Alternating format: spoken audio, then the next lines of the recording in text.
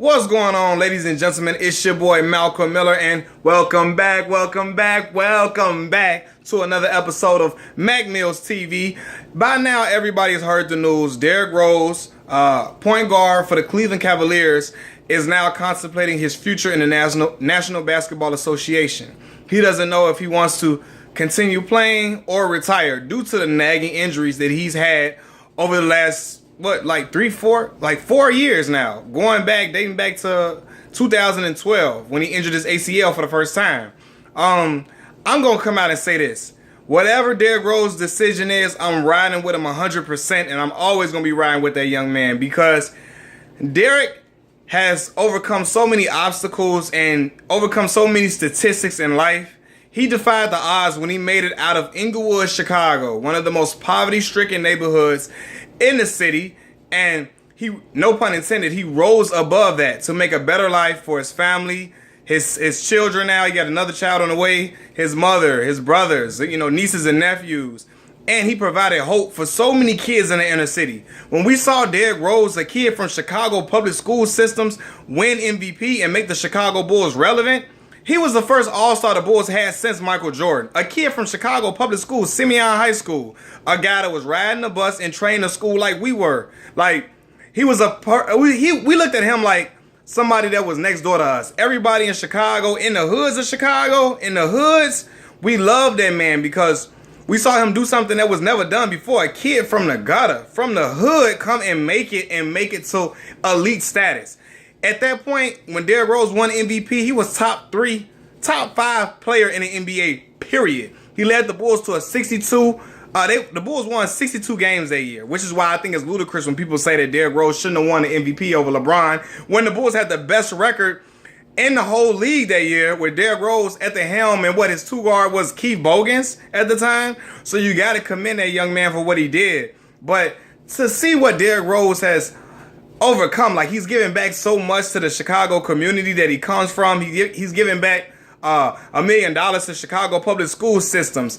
A guy that's just been so humble all throughout his career, and he can't help that he's been injured in his career. I understand it gets frustrating that so many people have tore him down after they built him up for all those years, and to see him now is like, it is frustrating. Everybody makes fun of him, and it is ridiculous to me because, for one, if he was a quitter, like people are trying to say, he would have quit a long time ago. He would have quit years ago after that first ACL injury. I never seen an athlete keep coming back time and time again and still balling out against the top guards in the league consistently. This year, I watched him give it to John Wall. I watched him be the second best player on the Cleveland Cavaliers team at times, yes. So I hate this narrative that's been created that he's just some washed up scrub when he averaged 18 points a game last year, 4 assists on 47% shooting, nearly 50% shooting from the field. What washed up guard can do that? It was just a narrative created by the media because they don't like Derrick, because they feel like, they want athletes to be gladiators and warriors. They want them to play through any type of injury.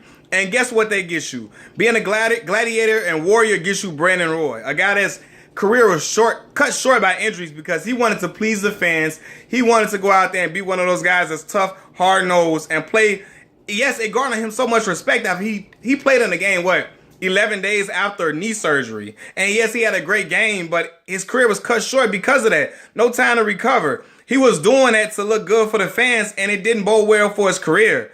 For me, watching Derrick Rose, or Pooh as we call him in the city, all that he's done throughout his career is commendable, man. That man he's made millions of dollars, but at the same time, he never forgot where he come from. Always represented Chicago in the highest esteem and continued to give back to the community. People talk about how he talked, he's not that intelligent. Well, look at the community he's come from. He's come from a community where that we don't have the socioeconomic factors they're not in our favor in our communities. The school systems aren't as good as a privileged neighborhood and community. But guess what? He still rose above that and made something of himself and represented the city of Chicago proudly. Like, to see that he gave so much hope to so many kids that was out here during time.